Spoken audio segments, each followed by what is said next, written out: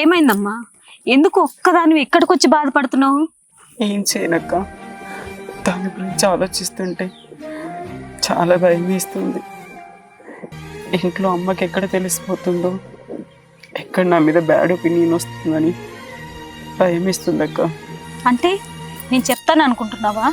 అందుకని భయపడుతున్నావా?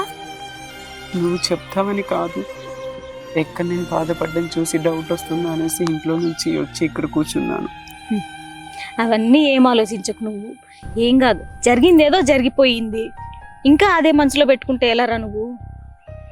సరే దా, ఇంటికి వెళ్దాం రా. ఇంటికి వెళ్దాం రా. అక్క నేను వస్తా, ఒక 2 minutes నువ్వు వెళ్ళు. సరే, అసలే ఈ మధ్య నువ్వు అన్నం కూడా సరిగా తినట్లేదు. ఇవన్నీ ఆలోచనలు పెట్టుకొని నువ్వు ఇంకా ఇదైపోతావు.